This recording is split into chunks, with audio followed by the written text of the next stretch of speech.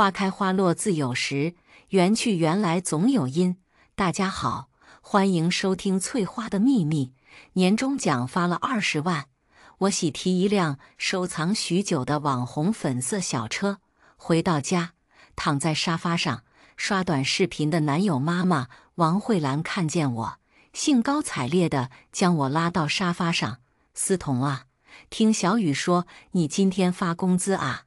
我点点头，心下却警惕起来。是啊，阿姨。王慧兰一拍手，哎呀，你们年轻人存不住钱，让阿姨帮你们保管吧。当初王慧兰以照顾我和林雨的理由，不顾我的反对，强留了下来。第二天就要我和林雨上交工资。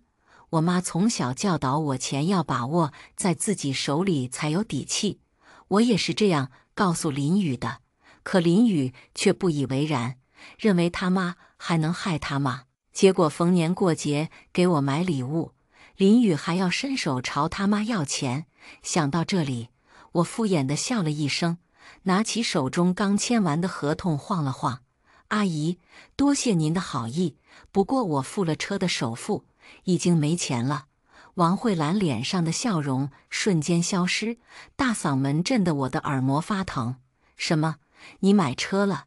这么大的事情怎么没和我们商量商量？谁准你买的？我瞬间不太开心。我的钱，我想买个车怎么了？为什么还要和你们商量？什么你的钱我的钱？你迟早要嫁到我们家的，我们家都是我管钱，那就是我的钱。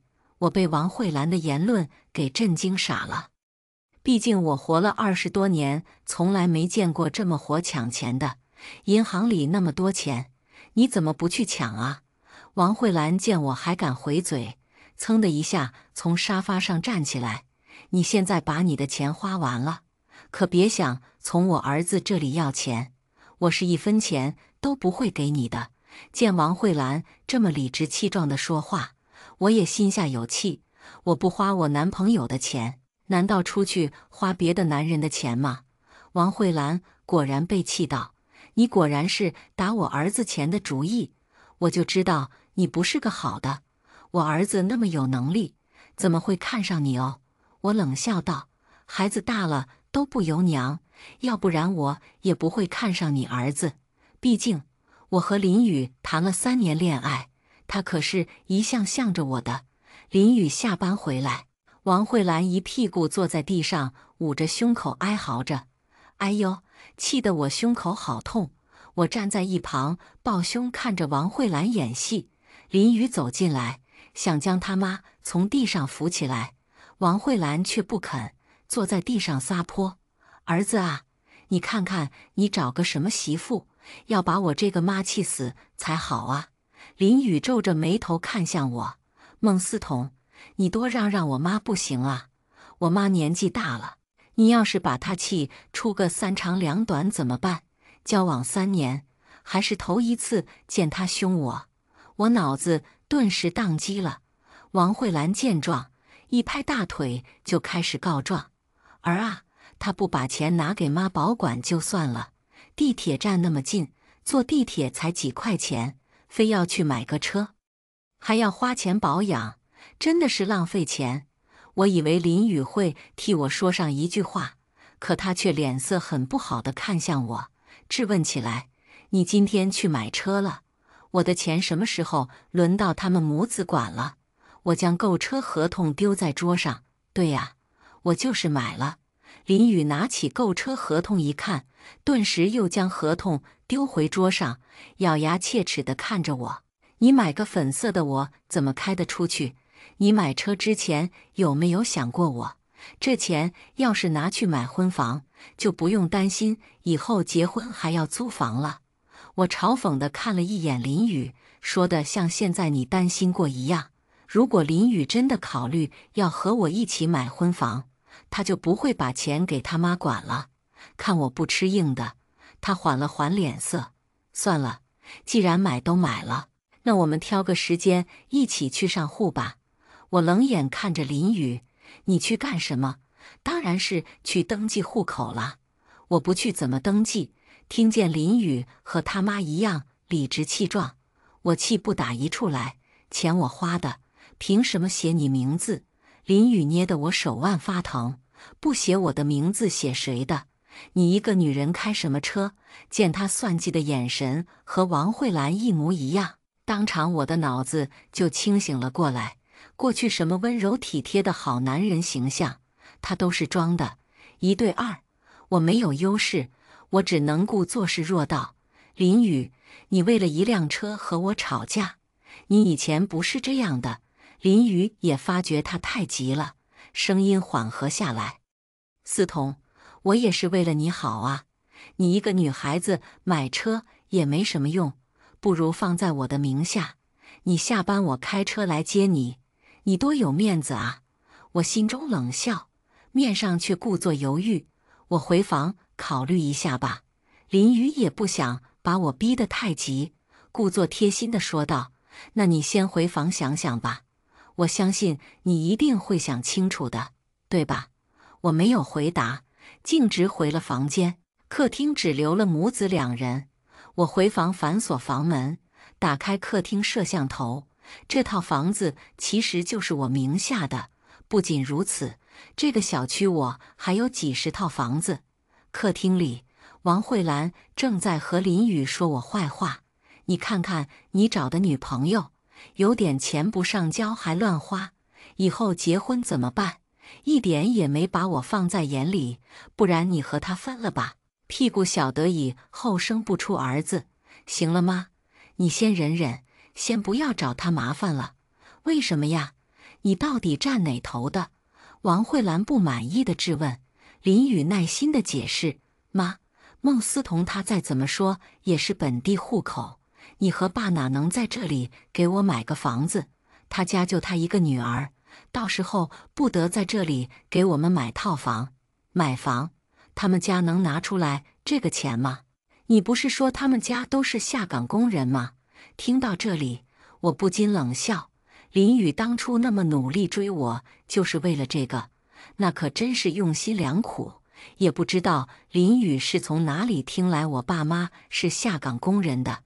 堂堂 C 是首富也能被传成下岗工人，真的是离谱他妈给离谱开门，离谱到家了。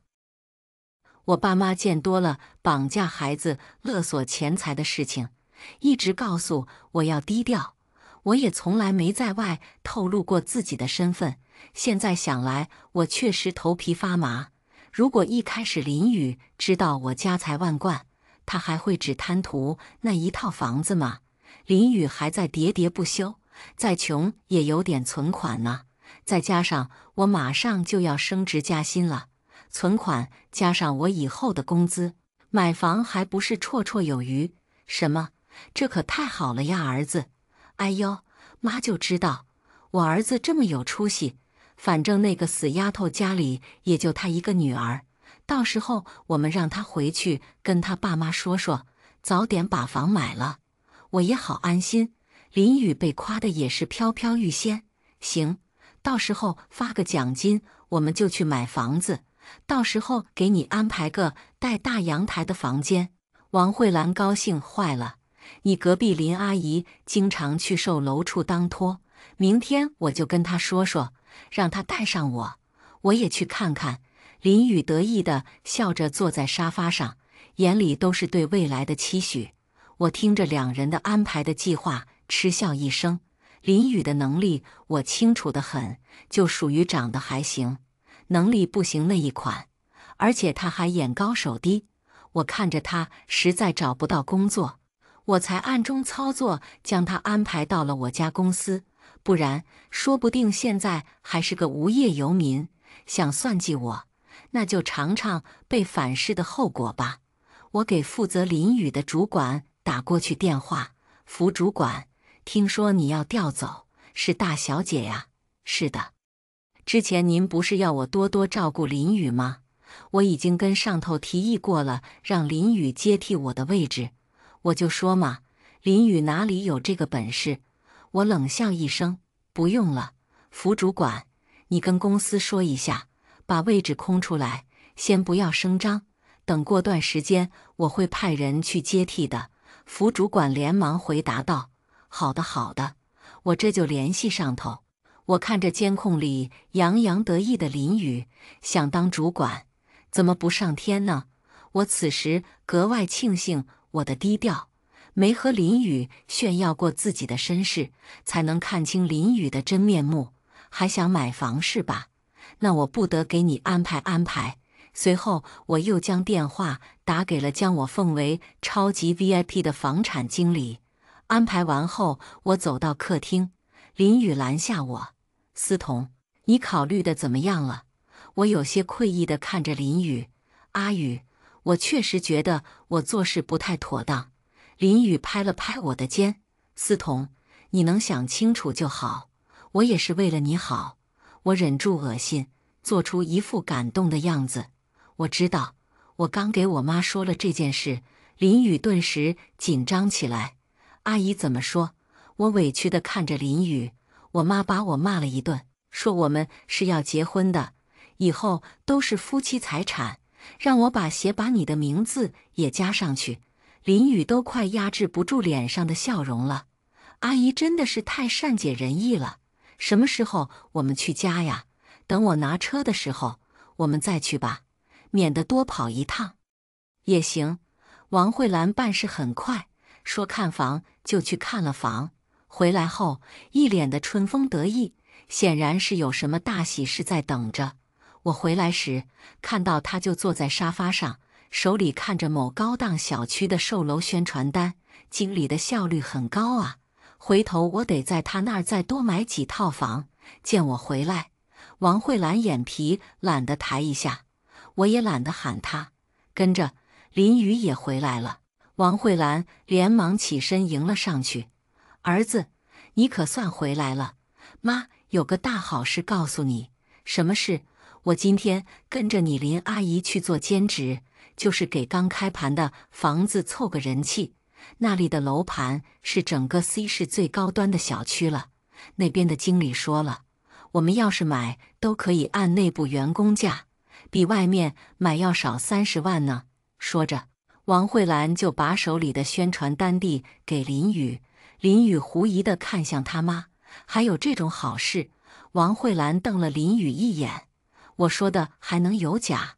你林阿姨都说打算买一套，这样就不用租房了。”林宇坐到沙发上：“那要多少钱啊？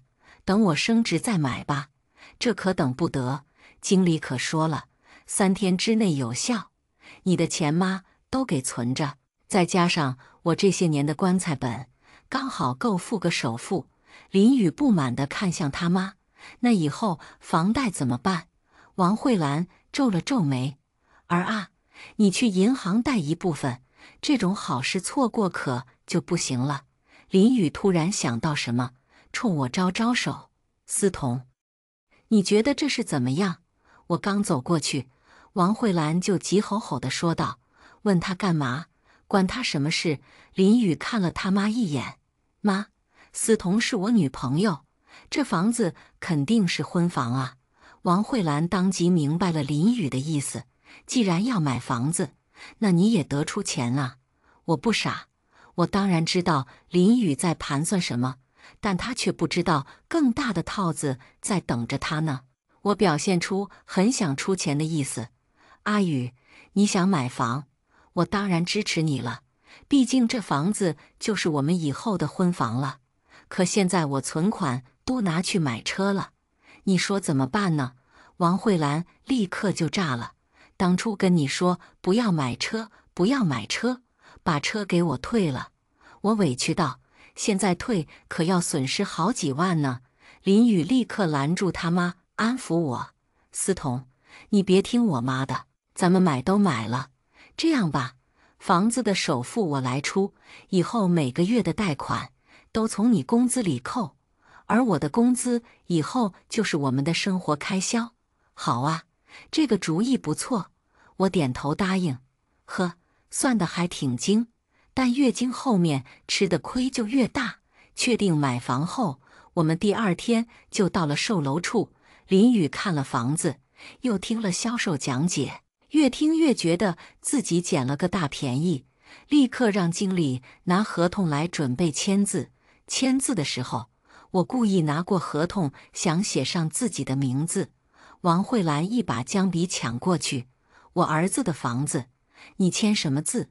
我故作委屈地看向林宇：“阿宇，车我都答应写上你的名字了，为什么房子不让我写名字？”林宇立马安抚道：“乖，名字而已嘛，写谁不都是一样的？”我立刻不满：“这可跟我们说好的不一样啊！”王慧兰也不顾场合，立刻站起来指着我：“谁和你说好了？首付都是我们付的，凭啥写你的名字？”我低头抹泪，趁机朝经理使了一个眼色。经理马上将合同给拿走。既然名字已经签好了，就来一个人跟我去刷卡吧。林宇假意安抚我：“思彤，反正我们也是要结婚的，写谁都是一样的。我的房子肯定也有你的一半啊，快把你的工资卡拿出来。”王慧兰催促道：“给。”我装作很委屈，然后不舍得拿出一张卡。王慧兰见我慢慢吞，生怕我反悔，一把从我手里抢走了卡。两人迫不及待地连忙跟着经理去办了手续。看到一切都尘埃落定了，我也松了口气，终于不用装了。林宇，我们分手吧。林宇愣了一下，笑笑：“思彤，你说什么呢？就为了这点小事就要分手？”我嗤笑一声：“这算小事吗？你和你妈不一直都在算计我吗？”林宇皱着眉头，极力压制着声音：“孟思彤，要闹回家闹。什么叫我和我妈算计你？你就是这样想我们的，又要车又要房，既要又要，你怎么不上天呢？”林宇被我的话刺激，猛地站起身，伸手就想打我。我看了一眼头上的摄像头，好心提醒：“你应该不想因为故意伤害去牢里蹲几天吧？”林宇看了眼监控，冷哼一声：“孟思彤，我劝你考虑清楚，我马上就要升主管了，你不会以为你离了我还能找到更好的吧？”我拿着包站起来，瞥了林宇一眼：“不劳费心。”哼，孟思彤，别忘了，你工资卡还在我手里。我回头微微一笑：“那是我替你办的信用卡，每个月15000，你用来还房贷，刚刚好，不用谢。”听到我这话，林宇和王慧兰都懵逼了，这才想到要查一下卡，但已经晚了。刚离开售楼处，经理就发来了消息：“孟小姐，事情处理好了。”我回复了经理之后，也没忘了告诉隔壁林阿姨减免3个月房租的事情。那天离开后，我就搬到了别墅里，在别墅里没了林宇和他奶妈，我的日子过得很是清闲自在。不过，我是不可能就这么放过他的。转眼到了我去我爸公司上任的日子，刚到公司楼下就撞上了林宇。林宇正在和旁边的女同事聊得开心，一看见我，脸色顿时沉了下来：“孟思彤，你来干什么？”我冷眼看着拦路的林宇，没说话。林宇仰起头，很是得意：“不会是知道我今天要升主管，特意来想和我复合吧？”我白了他一眼：“我是来入职的，麻烦让一让，你就装吧。你以为我们公司什么阿猫阿狗都能进来？就你？”林宇不屑地看向我，我冷笑2声：“是吗？”随后我推开他，径直走了进去。林宇快速跟了过来：“就算你入职，我们公司也不过是一个小职员，我马上就要升主管了，看我怎么收拾你！”我白了林宇一眼，走得更快了。副主管要走了，临走前把大家召集在了一起。大家都知道我即将调去分公司，所以我的位置需要有人接替。副主管停顿了一下，林宇笑得合不拢嘴，整了整衣服，准备随时接任。所以让我们欢迎新主管。鼓掌，掌声响起。林宇虽然疑惑为什么没念他的名字，依然自信地向前迈了一步。而我则在万众瞩目的期待下从办公室走了出来。这就是我们新来的孟主管。听到副主管的话，所有人都愣住了，全都下意识地看向了林宇，因为早在之前，林宇就有意无意地向他们炫耀，下一任主管是他。这会儿怎么换人了？林宇很震惊，不看场合地吼道：“下一任主管不是我吗？怎么可能是他？副主管，你是不是搞错了？”副主管不乐意地看着林宇：“你什么意思？你是在质疑我的决定吗？”林宇气愤地指着我：“孟思彤他凭什么一来就当主管？他有什么本事？”副主管冷哼一声：“孟主管不行，你行吗？”林宇也不理解为什么副主管之前还对他和颜悦色，赞赏有加，如今就像变了一个人一样。林宇的眼神在我和副主管身上转了转，气愤地吼道：“我知道了，孟思彤，你为了主管位置傍上了老男人吧？所以这就是你和我分手的原因吧？”旁边的同事猛然被塞了一口大瓜，议论纷纷起来。天哪，这位空降的主管是林宇的前女友，副主管都快50了，而且还有老婆呀！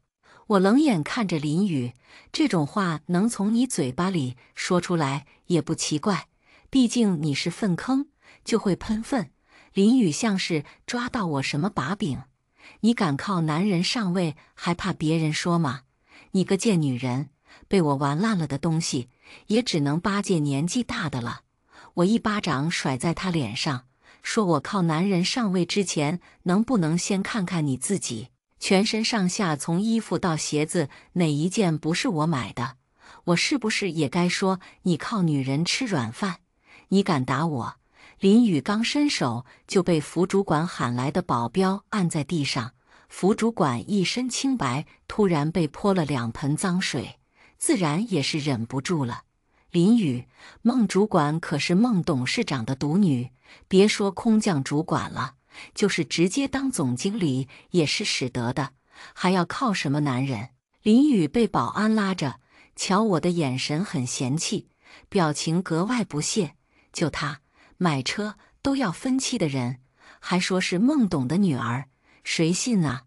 你们狗男女就是狼狈为奸，故意骗人的。我淡定地看着林宇，爱信不信，拖走。保安拖着林宇想将他拖出去，林宇使劲挣扎：“你们这是滥用职权，我要告你们！”我看着狼狈的林宇，公然造谣，你被开除了。林宇一边骂，一边被保安拖出门。等等，我叫住了保安。林宇嘲讽地看着我，不敢开除了吧？我就知道你哪里有这个资格，还敢冒充董事长女儿，我一会儿就去举报你。我根本不搭理林宇的话，把我给你买的衣服都给留下来。林宇惊恐地看着我，你要干什么？一个年轻一点的保安立刻明白我的意思，将林宇扒了个精光。我自觉辣眼地闭上眼睛，挥了挥手，林宇的骂声逐渐消失在耳边。我坐在办公室，打开了小公寓客厅的监控。林宇狼狈地跑回了家。王慧兰看着林宇忙把人拦下来：“儿啊，你这是怎么了？不会被抢劫了吧？”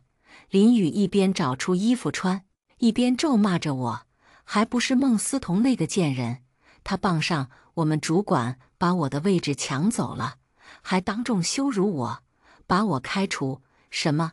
那你真的被开除了？”王慧兰震惊：“我明天就去举报他，滥用职权，乱搞男女关系，还敢冒充董事长女儿。我分分钟让他下岗，到时候公司为了补偿我们，主管的位置也一定会是我的。”没想到这个死丫头还敢摆我们一道。等她下岗了，我去她爸妈住的地方好好说道，问问他们是怎么教女儿的。我直接气笑了。王慧兰能找到我爸妈住在哪里算我输。我看着监控中还在唧唧歪歪的母子俩，给物业打了个电话。没多久，物业就带着人来了。王慧兰急忙开了门，物业走了进来。你们收拾收拾东西搬走吧。林雨急了，凭什么要搬走？这才月初，房子也不可能到期啊。王慧兰也附和道：就是啊，凭什么要赶我们走？房东可是说了，今天不管怎么样，你们都得走，不然算你们私闯民宅。物业公事公办道。王慧兰胡搅蛮缠道：房东说了，那你把房东叫来呀。他不来，我怎么知道是不是真的？物业见说不通，起身去拉两人。王慧兰和林雨哪能就这样被拉出去了？两人不愧是母子，心有灵犀地拿起身边的东西就开始摔打，墙壁和瓷砖都弄得一片狼藉。物业看两人砸得差不多了，开口：房东可是说了，损坏的物件都要照价赔偿，很快就会有律师联系你们的。林雨和王慧兰累得瘫在沙发上，大喘气道：你们也不能这么不讲道理呀！房东是谁？我去找他。物业一脸稀奇地看着两人。房东是谁？你们都不知道？房东就是孟思彤孟小姐呀！王慧兰惊呼出声。孟思彤？哦，我知道了，你们是孟思彤请来的骗子吧？我就知道这小贱人还想来祸害我们。物业像看傻子一样的看着王慧兰。什么骗子？不信你可以去管理处问我的身份。说完拿出证件给两人看看。孟小姐可是我们小区最大的业主，几乎每栋楼都有不下5套采光最好的房子。林雨不敢置信地坐在沙发上。怎么可能？王慧兰也是无比崩溃地拉着林雨衣袖。儿啊，不可能的吧？真的是孟思彤吗？不会是重名吧？然而他们信还是不信，都被物业给强行拉了出去。随后我立刻给律师打了电话。这件事可不算完。林雨、王慧兰被赶出门后没有地方落脚，只能搁公园的椅子上将就了一夜。之后母子两个东拼西凑出800块钱，在城中村租了一套极小的房子。刚落脚，门又响了起来。王慧兰惊疑地看向林雨：儿子，不会又是孟思彤那个死丫头找来的人吧？不可能吧？林雨也疑惑地看向门口。咚咚咚，快点开门！外面又强势地开始叫门。林雨小心翼翼地将门打开，陪笑：大哥们，你是有什么事吗？房产经理带着几个穿着西装的壮汉站在门口。林雨一眼就认出了房产经理。经理，你来找我是房子出了什么事吗？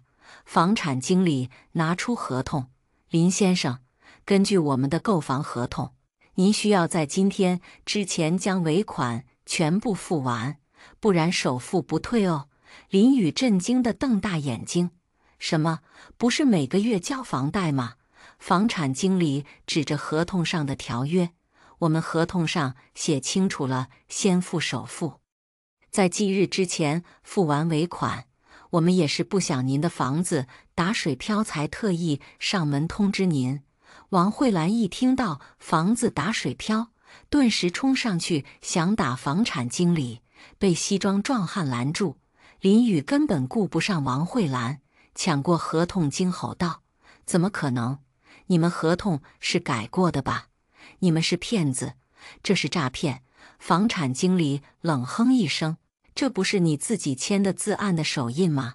白纸黑字写得明明白白，可不要不认账。林雨急忙去把自己那份合同也翻出来对比，2份合同完全一样。王慧兰急得跳脚：这不对，儿子，你快看看呐！林雨眼眶发红：我当时根本没细看，合同我可是找人精心设计过的，就算林雨看，以他那个智商也看不出来什么。王慧兰使劲拍打着林雨：你个死孩子，这么重要的东西你不好好看，现在好了吧？房子要没了，存款也没了，林宇一把推开王慧兰：“什么都怪我，当初要不是你闹着买房，我现在至少还有点存款，不至于住在这破地方。”王慧兰一屁股坐在地上，指着林宇：“你还怪上你妈了？我做的一切不都是为了你好吗？”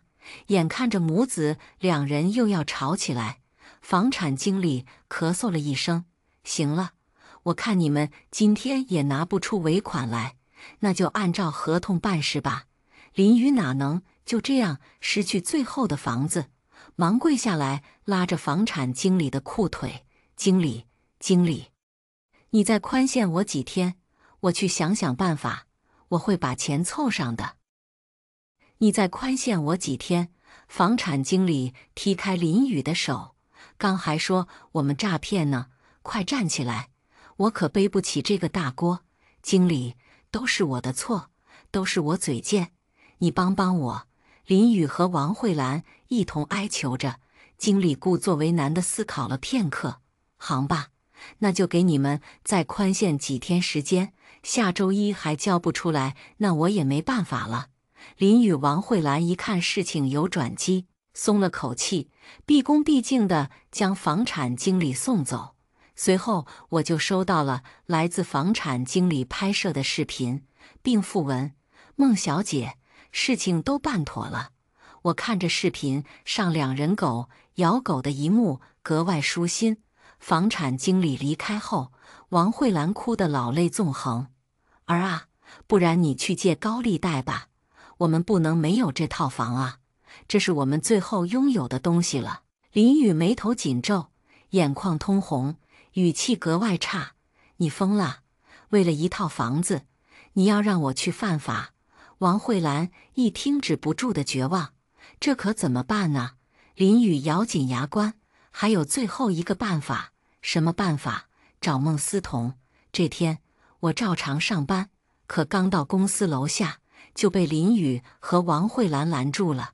我心生警惕：“林宇，你已经被开除了，你还来这里做什么？”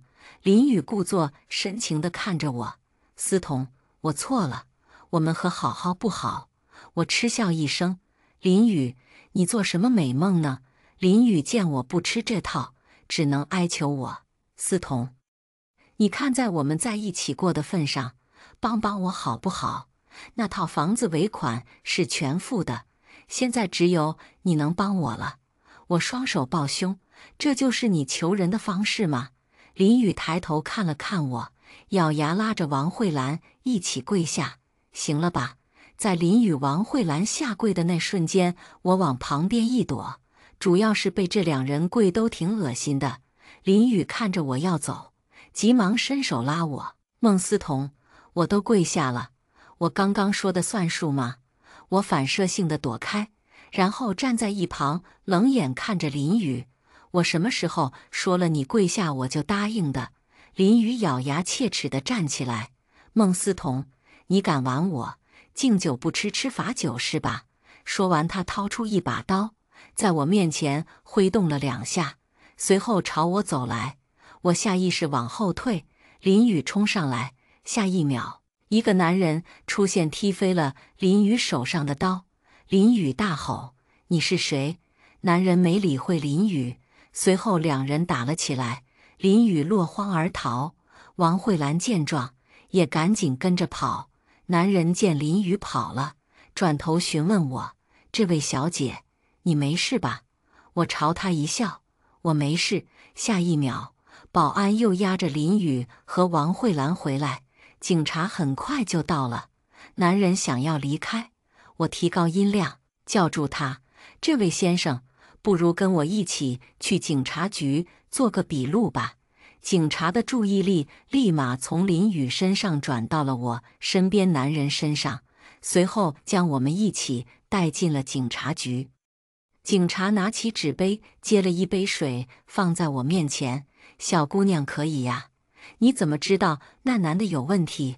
我喝了一口水：“很简单呐，他出现得太及时了，而且看着就不像一个好人。我总不能告诉警察我请了私人侦探，天天盯着林宇吧？”警察笑了一声：“我们已经问出来了，那男的是林宇表哥，之前有前科，刚被放出来不久。两人打算弄一场英雄救美，还好你警惕性高，发现不对劲了。林宇果然是脑残电视剧看多了，居然想到这么个损招。做完笔录，我正好遇到林宇戴着手铐走出来，我带着笑容走近，啪啪就给了他2巴掌。一旁的警察等我打完才阻止道：“不能打人。”我朝警察笑笑，他脸上有蚊子，我帮他拍一拍。我开心地开着小粉回家。刚才已经问过警察了，有监控作证，林宇和他表哥踩缝纫机没个7、8年，不可能出来。至于王慧兰，砸我房子的律师函也送到他手上。至于他花了所有存款的买房子，因为付不起尾款，被收回了。后来听律师说，他已经将老家的房子卖了，依旧还不清砸我房子的钱，如今只能去捡垃圾卖钱。我也不觉得他们可怜，都是自作自受而已，没有杂事打扰。我专心工作。我爸见我能独当一面，将公司丢给了我，带着我妈全国旅游去了。而后，我也遇到了一个优质的男生，他的出现让我重新定义了2个人的爱情，那就是爱情要势均力敌，婚姻要门当户对，一切都很顺利。我想以后会变得更好。下面我们来听第2个故事。妈妈给我转了9000块钱，让我买护肤品。我买了一套海蓝之谜，男朋友陪我一起去拿快递。陈阳一眼就把海蓝之谜从几个快递中挑了出来，他好奇地打量它，像是随口一问：“你这买的什么？花了多少钱？”我没注意到他的神色，随口回答：“海蓝之谜就花了9000块。”陈阳炸了，不顾快递站人多，直接大声呵斥我：“你就买个护肤品花了9000块，你为什么不能跟我一样用10块钱的大宝？你知不知道挣钱有多不容易？我爸工作1个月才赚4000块钱，你凭什么用9000块的东西？”我奇怪地看着他：“你爸1个月只赚4000块，不代表我爸1个月也只赚4000块。我又没花你家的钱，凭什么不能用？”快递站人来人往的，目光瞬间凝聚了过来。陈阳的脸色长成猪肝红，他张了张嘴想说什么，意识到被关注了，用力把我的护肤品砸到地上，转身就走了。我跟陈阳不欢而散。晚上，陈阳一直给我发信息，我没理会他。我坐在电桌脑前，两眼无神地盯着纪录片，脑中纷乱的念头里都理不清。陈阳是高我1级的学长，人长得高高帅帅，开朗大方，且人缘非常好。我们在一起3个月，正在热恋期。除了这次因为护肤品吵架，平时没发现有什么问题。隔壁床的舍友秦柔几次看向我，我看回去的时候，她又赶紧把手机收起来，她的目光幽怨，好像我做了什么对不起她的事儿。我很烦她这副有话不直说的样子，直接问她：“你有事儿吗？”秦柔摇摇头，却在窗户边来回踱步，忽然指着窗外喊我：“琪琪，陈阳在楼下等你。”我走到窗户边朝下看，外面下着雨，陈阳穿着短袖被淋成落汤鸡。他看见我，提起手里的小蛋糕，温柔地朝我招手。这一刻，我心软了。我下楼给陈阳递了一把伞，陈阳揽住我的肩膀，轻声道歉：“宝宝，对不起，我不应该对你发脾气。”我绷着脸不说话，他哄了我好久，循循善诱地说：“宝宝，我没有怪你花钱的意思。你如果买几百块一套的护肤品，我绝对不会说你什么。但真没必要买9000块一套的护肤品，不信你问问你的舍友们都用的多少钱的。”我心里有点动摇，因为舍友用的护肤品都不贵，基本都在几百块以内。陈阳温柔地说：“宝宝，我是真的很爱你，你是我想一辈子在一起的人。正因为我想跟你结婚，所以咱们花钱得花在刀刃上。你爸妈挣钱肯定也不容易，咱们做人子女的要知道体谅父母。”我想起早出晚归的父母，有点被说服了，但我又想试探一下他，就顺着他的话往下说：“好，那我把海蓝之谜退了，用这钱给你买台电脑。”陈阳非常欣慰地笑了，露出你终于懂事了的表情。他迫不及待地接话：“电脑确实更有用，对吧，宝宝？”我的恋爱脑在这一瞬间消失了，脑子无比清醒。看看这9000块钱花在我身上就是浪费，不体谅父母，花在他身上就是花在了刀刃上，这不是双标吗？陈阳还想接着说电脑的话题，可能是看我脸色不太对，他只能暂时按下。回到宿舍，舍友文静还没回来，我刚把蛋糕放在桌上，秦柔忽然掀开床幔，没头没脑地对我说了一句：“有人给我发了红包。”她的眼神隐隐有点得意，带着一种向我炫耀的感觉。我无语，敷衍地说：“啊，那恭喜你。”我走向浴室，想洗把脸，看见舍友文静的玉美竟摆在洗手台上，心里微微有点难受。想了想，还是给妈妈打了电话。我简单几句说了原委，妈妈的语气一下子提起来了，小心翼翼地问我：“琪琪，你怎么想的？”我心头有些迷茫，她让我感觉很不舒服。但是我舍友都用很便宜的护肤品，我用9000块钱买一套护肤品，好像确实有点不好。妈妈谨慎地说：“宝贝，每个家庭情况不一样，不能在这方面要求平等。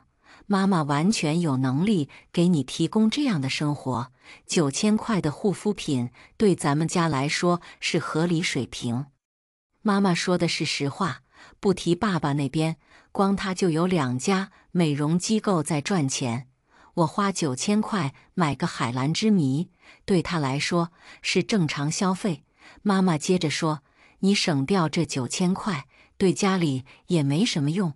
咱们家不需要你省吃俭用，为未来做打算。”我想到自己账户里的理财和公司分红，这9000块对我来说也是正常消费。妈妈最后淡淡地说了一句：“爸爸妈妈努力工作，就是不想让你在物质上受委屈。”我非常感动地跟妈妈道别，接着给闺蜜打了电话。闺蜜一听就嗤笑：“你是脑子进水了，还是眼睛被屎糊住了？竟然找了这种男朋友！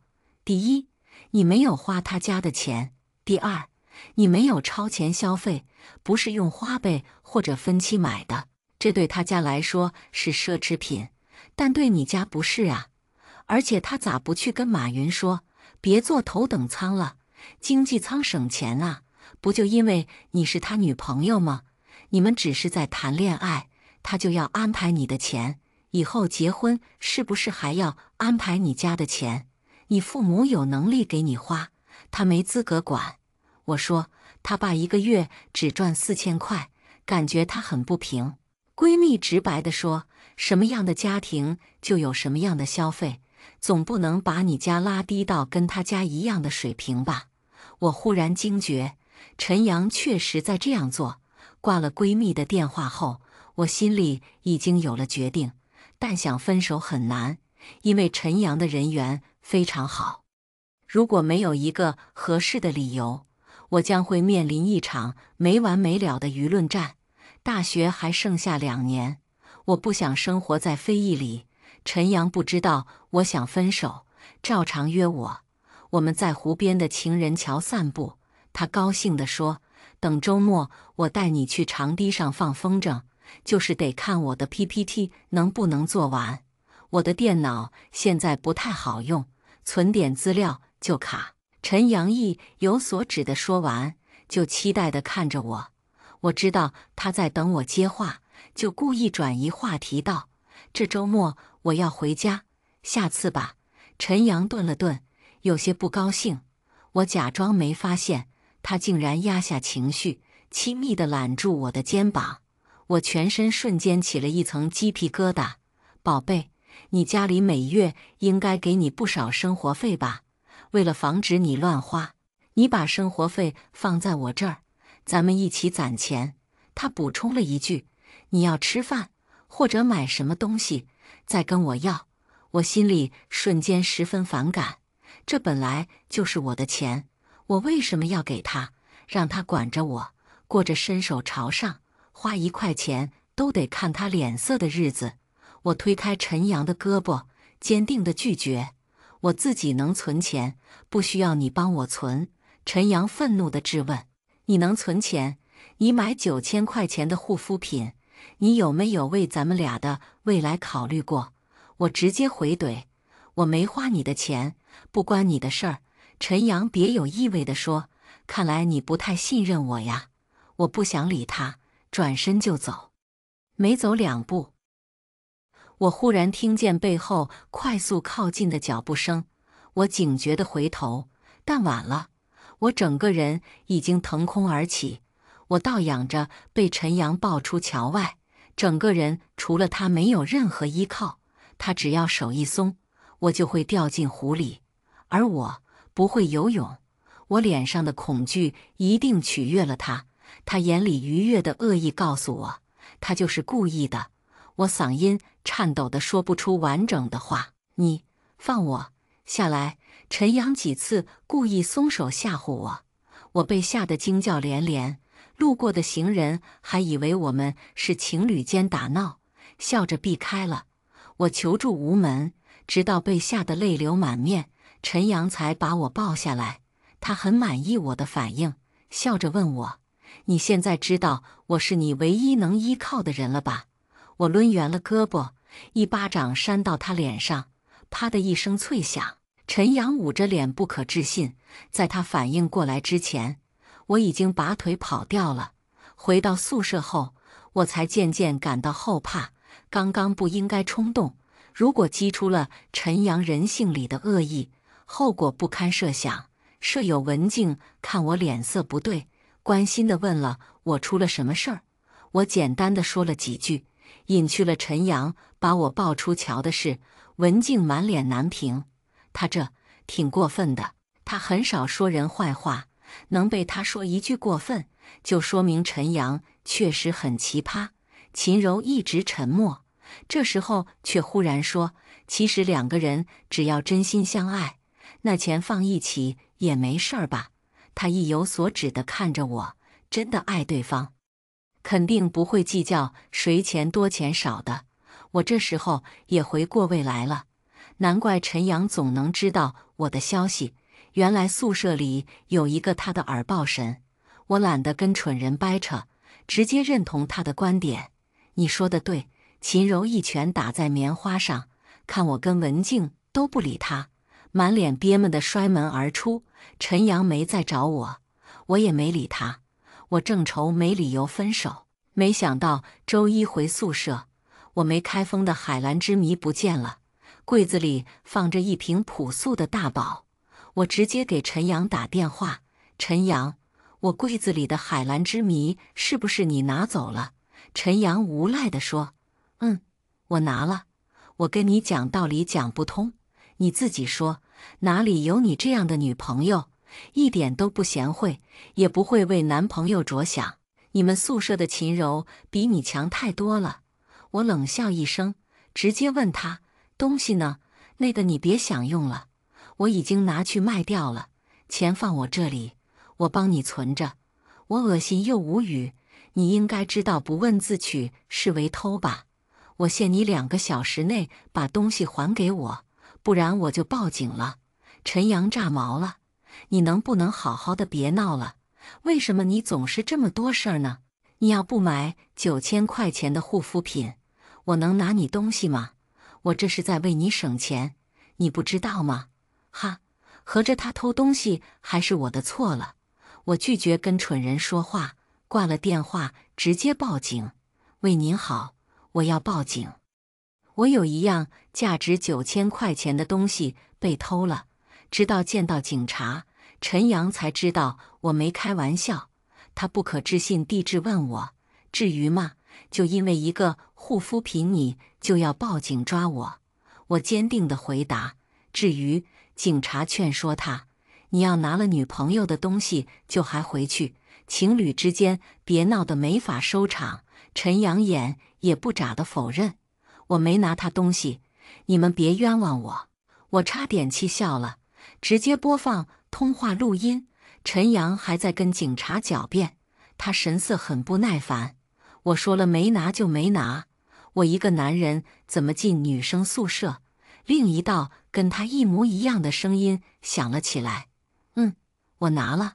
我跟你讲道理讲不通，你自己说，哪里有你这样的女朋友？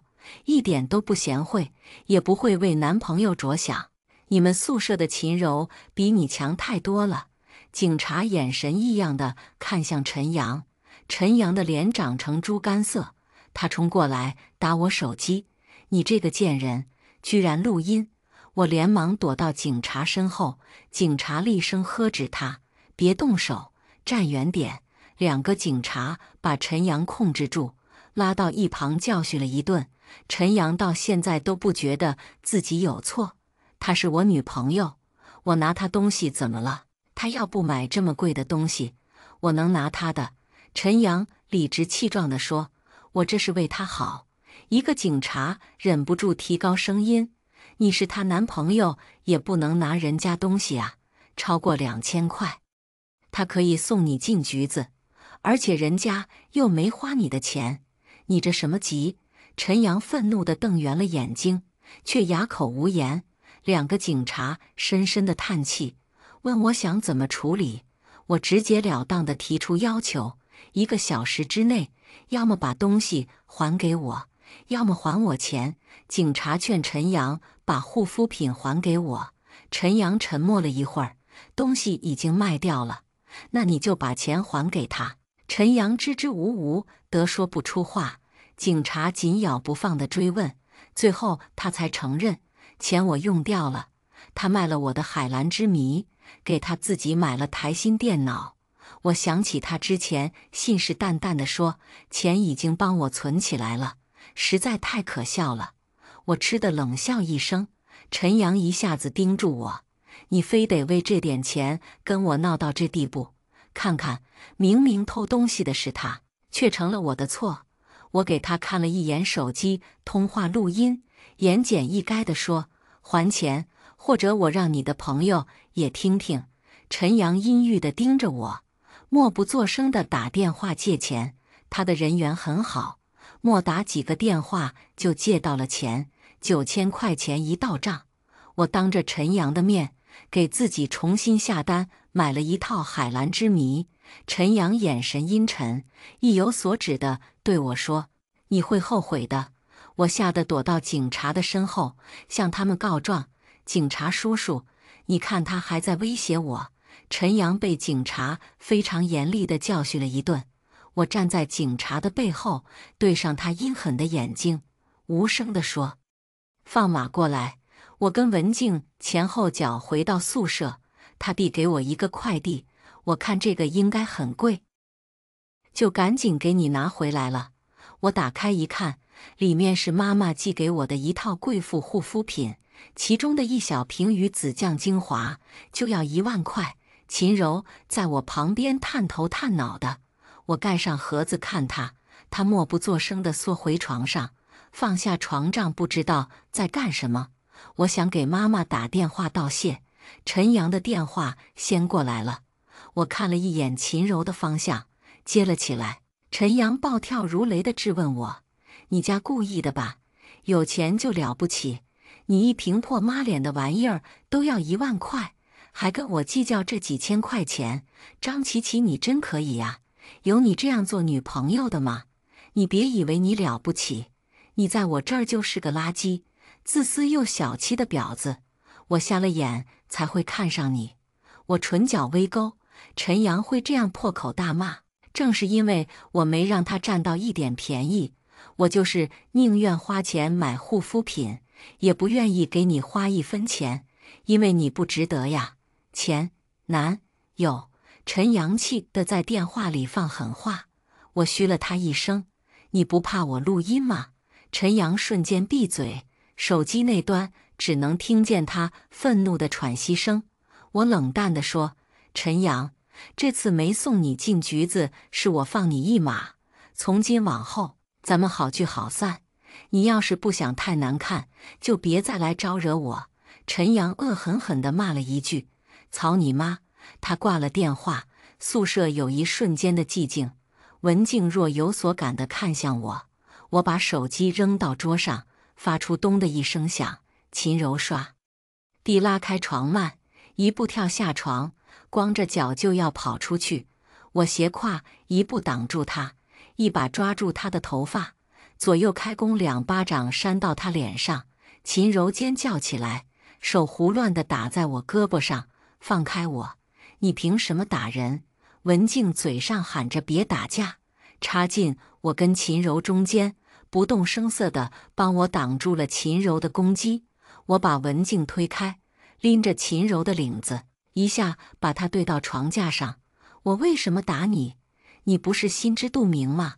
不然你跑什么？秦柔尖叫：“你放开我！”文静，你就看着他欺负我是吧？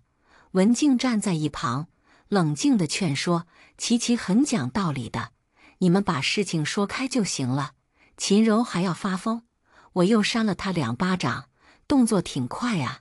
我刚拿到东西，你就给陈阳通风报信了，怎么看上他了？我扔掉的垃圾男人你可以捡，但你再动我东西试试看。秦柔嘴硬：“谁动你东西了？”我冷笑：“你没动我东西。陈阳是怎么拿到我的海蓝之谜的？”秦柔一概否认：“反正不是我。”我气笑了：“你还嘴硬？要不要我去查监控？”秦柔眼里闪过一丝心虚，绷着脸不吭声。我拍了拍她的脸：“你不承认也行，谁拿我东西谁不得好死。”秦柔气急了，却又无法还嘴。我冷冷地盯住她：“以后给我老实点，再给我找事，我就不会像这次这样轻轻放过了。”我松开手，秦柔大口喘气，她恶狠狠地瞪了我一眼，泪眼朦胧地跑了出去。我给妈妈打了电话，告知我跟陈阳已经分手了。妈妈长吁一口气，然后小心地跟我解释：“妈妈其实不反对你跟贫穷的男生谈恋爱，但是妈妈很害怕你再碰见陈阳这种男孩子。先不说他家条件怎么样，这才刚谈恋爱，他就让你省钱。省钱干什么？咱们家又不需要你省钱。妈妈尽全力给你好的物质条件，就是想让你舒舒服服的过日子。你想想，他让你省钱的目的是什么？我支持扶贫，但我不愿意一个男人以恋爱的名义，通过你让咱们家精准扶贫。我宁愿给红十字会捐钱，也不会给这样的男人1分钱。”我静静地听着妈妈的肺腑之言，她继续说：“不是妈妈嫌贫爱富，如果这个男孩的条件不好，但是他不会限制你的消费，愿意兼职打工给你买礼物，那么妈妈会觉得这个男孩会过日子，勤俭上进。但显然，你这个男朋友不是这样的。”我不得不提醒：“妈，是前男友。”妈妈笑出了声：“不要因为别人去降低你的消费水平，你也没有必要迎合他人的价值观。我的琪琪值得最好的。”一番话下来，我真的十分感动。果然最爱我的还是父母。秦柔跑出去，一晚上没回来。文静有些担心，在熄灯前给他打了电话，被他直接挂断。我平静地劝他别担心了，他有地方去。文静疑惑地看我，我把手机递给他，有同学给我发了一张照片，陈阳揽着秦柔的肩膀进了酒店，说不定他们正情意绵绵地在一起说我坏话呢。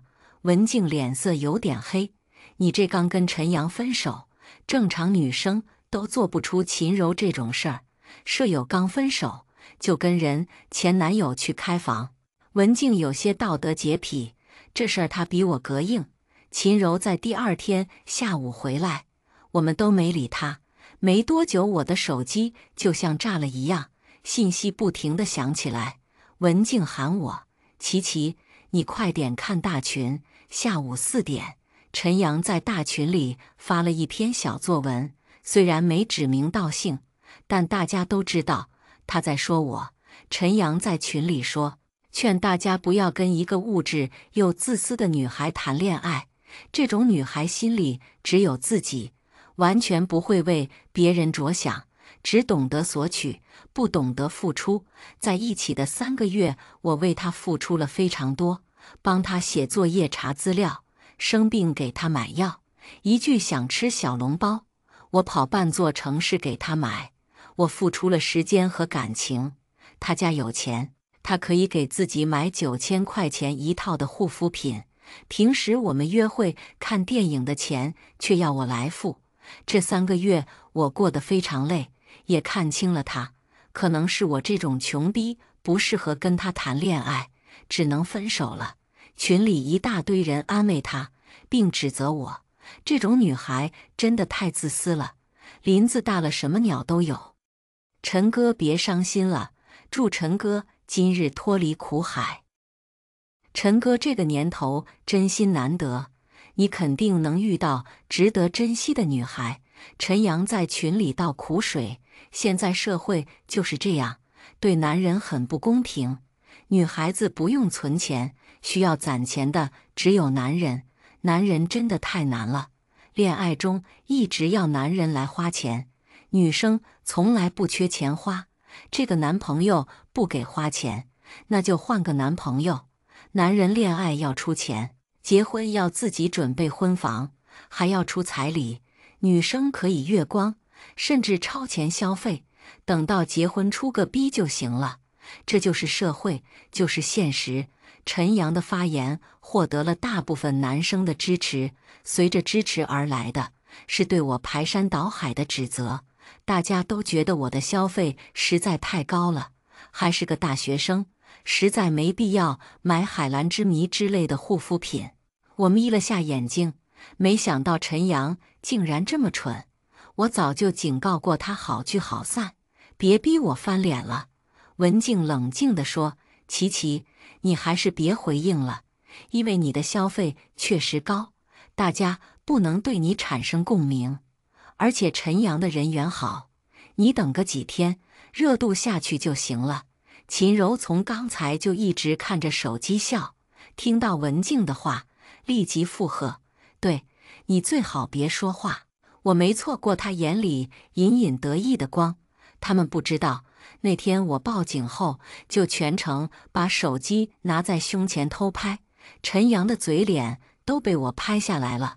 我看着群里漫天的谩骂笑了，决定让子弹再飞一会儿。王炸总要在重要时刻出场，而害人者终将会受到反噬。流言越演越烈，并没有因为我的不回应而平息，似乎有人在推波助澜。有次我跟文静从图书馆回宿舍，碰到一个陌生男同学，他用很恶心的语气调笑我，哎，张琪琪，请我吃顿饭吧。对方的眼神挑衅又鄙夷，明显是故意找事。我笑眯眯地回，请你吃屎要不要？这种莫名其妙的事情，在我生活里越来越多。陈阳和秦柔高调的在一起了，他们甜蜜牵手，出双入对。陈阳给他送了个水果礼盒，里面的柚子每一半都剥好皮，石榴更是一颗颗的，晶莹剔透，做足了24孝好男友的样子。秦柔拍了张照片发朋友圈，收获了很多艳羡。她的朋友暗戳戳的阴阳我，还是柔柔有福气啊，好女孩才配得上好男孩，不像某些拜金的。这条朋友圈我看见了，秦柔故意在我面前说，其实你们分手是对的。陈阳跟我说，像你这样的女孩没人敢要，没有男的能养得起你。我跟他才是门当户对，他会好好珍惜我的。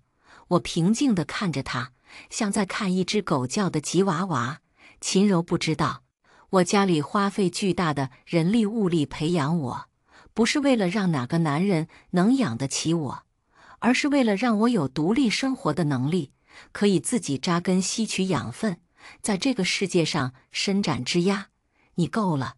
文静看不下去了，厉声呵止他：你捡了别人的前男友，爱怎么交往就怎么交往，别跑到人面前秀恩爱，要点脸行吗？文静为人很公正，她的重话一出口，秦柔的眼眶瞬间红了，默不吭声地出了宿舍。当天晚上，群里就传出有关于我的新留言，陈阳的几个兄弟在群里上蹿下跳的，你们都不知道吧？张琪琪为陈阳打过很多次胎，是陈阳玩烂的破鞋，一天天还装得跟什么似的，说不定他家里就没那么有钱，平时花的都是做外围赚的。呵呵，我冷静地看着群聊，那几人像约好了似的在群里泼我污水。我不相信没有陈阳的授意。文静愤怒地重拳出击：你们是太闲了，所以只能关注男女下半身那点事儿。这事儿不管真假，就凭你们用这种事儿来攻击一个女生，就证明你们的人品很低劣。群里的女生都把这几个男生记住了，以后找男朋友千万不能找这种，说不定他也会拿这种事情来攻击你。文静很聪明，她知道越自证越被动，她没有纠结事情的真假，而是不停地攻击。她一力降十会，有理有据地把那几个男生骂得不敢吭声了。我本来只是想让陈阳社死一次，安分一点，现在我决定对他下死手了。学校的论坛和各种群聊都出现了很多吹捧陈阳的帖子，陈阳莫须有的才华和不值一提的家庭条件被半真半假的吹上了天。不明真相的同学都以为陈阳有背景有钱，是个很厉害的人。陈阳上钩了，他对这些忽然出现的吹捧没有提起一点该有的警惕心，反而喜滋滋地默认了。他甚至到处贬低我，说张琪琪就是做援交的，不然怎么那么有钱，能买9000块一套的护肤品。我听到这些也不生气，低头给人转账结账。我发了一个再接再厉的表情，对方热情地回了一个收到。文静在我旁边多问了一句：你在干嘛？老师让我把这个发给你，他让你帮他把 PPT 做一下。我笑了笑，敷衍过去，在跟朋友聊天。我接收了文档，刚刚打开电脑，秦柔又凑过来犯贱：哎，之前追你那几个人怎么不见了？秦柔茶里茶气地说：该不会他们信了你打胎很多次的事儿吧？秦柔这话一出，我就知道这事儿跟他脱不开关系，因为他痛打落水狗的眼神太明显了。文静眉头一皱，不动声色地隔开秦柔：不见就不见了。这种会相信谣言的男生，说明他们没有自己的判断力，并且对琪琪的喜欢也不够坚定，自然没资格站在琪琪的身边。秦柔不高兴了：文静，你怎么回事儿？你是看张琪琪有钱，所以老帮着他说话是吧？文静神情有点恼怒：我说的是不是公道话，你自己心里清楚。文静这话说的理直气壮，他是穷，但他从没向我借过钱，他的学费、生活费都是靠自己兼职赚来的。秦柔背对了，不高兴地嘀咕：反正你就是帮他说话。文静不理他了。我冷眼旁观地看秦柔打开柜子，给自己泡了一杯某飘飘的奶茶。秦柔自从和陈阳在一起后，生活质量大降级，她不再点20块一杯的奶茶了。陈阳给她送了很多某飘飘的临期奶茶，美其名曰外面点的奶茶不健康。秦柔真信了，她美滋滋地向我炫耀的时候，我差点没笑出来。外面21杯的奶茶不健康，某飘飘2块钱1杯的临期香精奶茶就健康了。秦柔一头扎进爱河里，她把护肤品换成跟陈阳一样的大宝，几次在我面前炫耀：“哎呀，我现在要省钱了，我们打算毕业就结婚，到时候要靠自己买房子呢。”我从来都不反驳他，冷眼看着他慢慢滑向深渊。现在追捧陈阳的人非常多，他走到哪里都有一群人前呼后拥的，就连秦柔都跟着很有面子，走到哪里都有人喊一声嫂子。陈阳喜欢上了请客吃饭，每次都是10几个人聚餐。我估算了一下他的花费，一次不少于1、2千块，还不够。我不着急，我够狠，也能忍。秦柔就像一坨牛粪，而陈阳就是插在他身上的鲜花，他不停地吸取养分，越开越娇艳。秦柔把生活费都给了陈阳，每次需要吃饭，就要提前向陈阳申请。某次我跟文静去食堂吃饭，碰见陈阳和秦柔，他们之间只有一份饭。秦柔沉默地看着陈阳大快朵颐，等陈阳吃得差不多了，他再接过陈阳的剩饭。这个场景看得我跟文静都有些反胃。才1个月，秦柔迅速消瘦枯萎。有天晚上，我跟文静听见他起床的声音，文静问他：“你怎么这么晚起来？”秦柔淡淡地回了一句：“我喝点水。”他好像很饿，咕咚咕咚地给自己灌了很多水。文静很能体会这种饥饿半夜灌水的经历，她多嘴说了一句：“你是饿了吧？我柜子里有饼干，你吃吧。”秦柔像是炸毛了，反应激烈地说：“我在减肥，不吃东西。”她水也不喝了，直接倒在床上睡觉。我给文静发信息：“好心没好报，你别管他了。”文静给我发来一长串的抱怨：“你说陈阳是不是给他下降头了？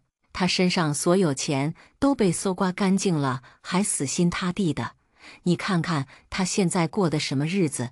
我言简意赅地说：“这是他自己愿意，你别多事，小心到时候被倒打一耙。”文静很长时间没说话，在我快要入睡的时候，他给我发来一条意味深长的信息：“琪琪，你不明白，对我们这种出身普通的女生来说，试错的机会并不多。”我睡眼朦胧地看完信息，选择尊重他，目送他撞南墙。文静下床，把大灯打开了，她拉开了秦柔的床幔：“我想跟你聊聊。”文静拿了一面镜子给秦柔，秦柔不明所以地看她。文静一针见血地说：“你现在就像一个结婚很多年，被生活搓磨得没脾气的中年妇女，哪里还有点女大学生的样子？”秦柔瞬间坐直身体，不可置信地打量镜子里的自己。她越看脸色越沉重。文静接着说：“你再看看陈阳，花着你的生活费过得多滋润。你该不会真觉得2块钱1杯的奶茶比20块1杯的奶茶更健康吧？你用大宝真的比以前的护肤品好吗？”陈阳每天都请客，我听说他每次请客都要几百1000。你真的不知道你省下来的钱去哪里了吗？你妈辛辛苦苦供你上学，给你足额的生活费，你现在吃顿食堂都要向陈阳申请，你是不是脑子有毛病？让一个男人来这样作践你？秦柔沉默了很长时间不说话，文静花了很长时间耐心地给他分析利弊。秦柔的眼神越来越清醒，我也听精神了，默不作声地打开手机，在兼职群里发布了一条兼职信息，只有一个要求：长得漂亮会说话，报酬丰厚。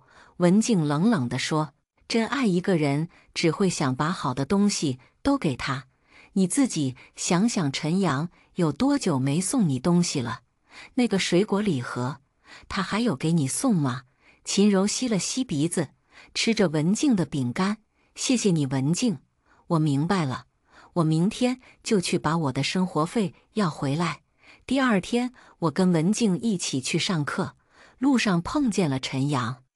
他浑身上下都换了奢侈品，左呼右拥得很风光。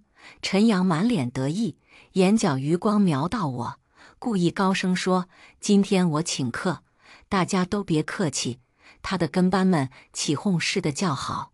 秦柔跟在陈阳的身后，他着急地拽陈阳的手，陈阳神色不悦地推了他一下。正在这时，有几个非常漂亮的女孩子走过来，不好意思地喊住陈阳：“你好，请问能加个微信吗？”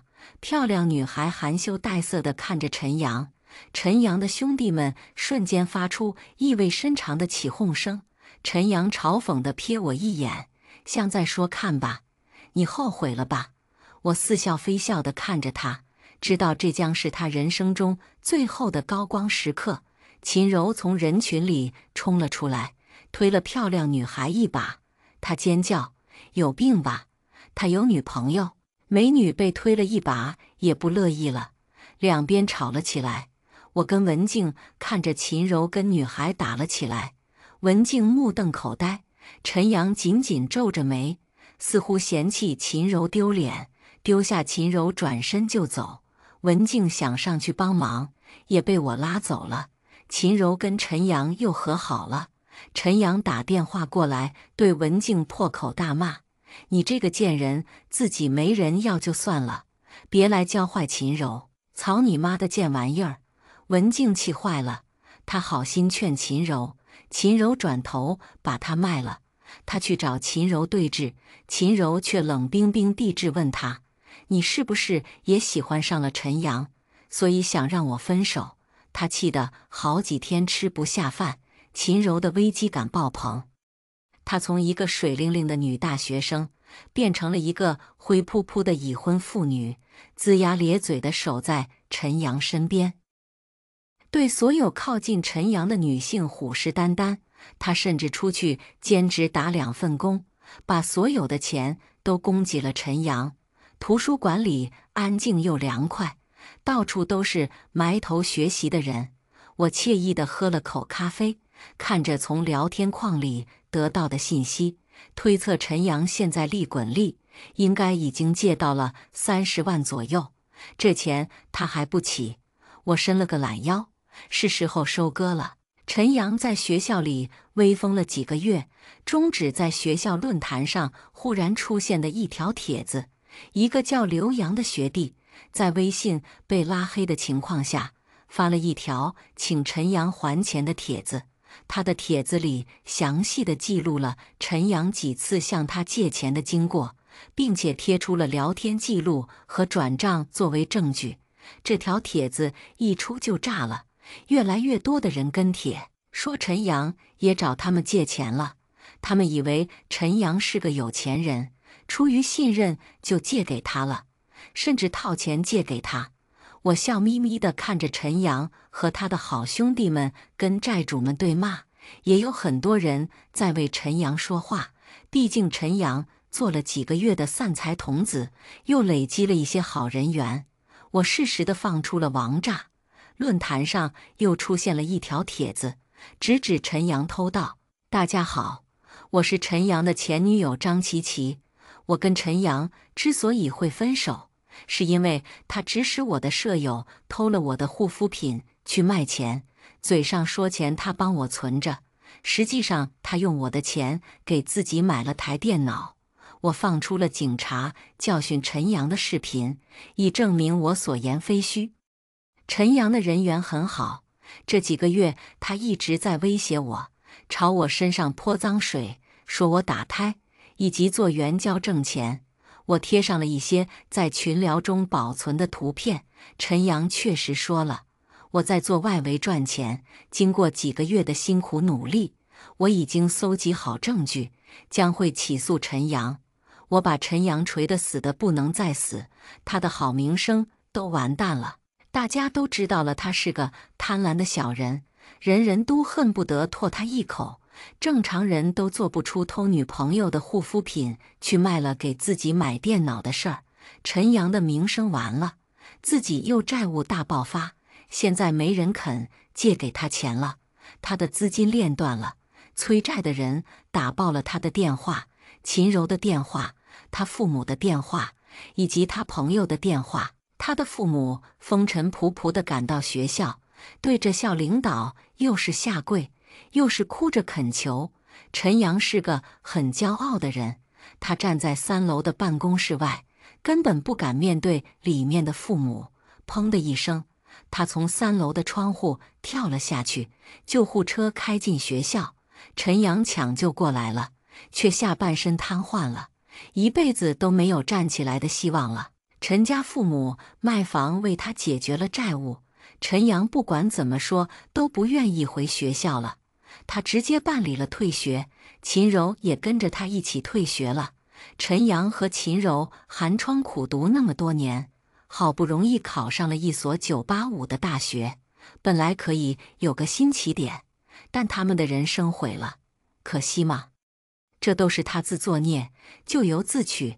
我永远都不会忘记陈阳把我抱出情人桥外恐吓我，他恶意又愉悦的表情，我能记一辈子。我开始享受我的大学生活，我洗刷干净了自己的名声，现在大家知道我是个受害者，再也没有那些非议了。某一天，文静欲言又止地问我：琪琪，你是不是在某某发过一个兼职？我认真又平静地看着他，你要继续问下去，说不定咱们就做不了朋友了。文静神色犹豫，最后沉默了。我从不后悔自己的所作所为，陈阳在我身上做的恶事，换成任何一个柔弱一点的女孩子，说不定就要想不开。每个人的性格弱点都是悬在头上的一把刀，陈阳现在有这个结局，有我推波助澜，却也是他自己导致的。而我现在能干干净净，不染任何非议的继续大学生活，是因为我够狠，也能忍。今天的故事到这里就结束了，过去终将会过去，但故事已然成故事。您的点赞和订阅就是我更新的动力，期待您给出任何建议。我们下个故事不见不散。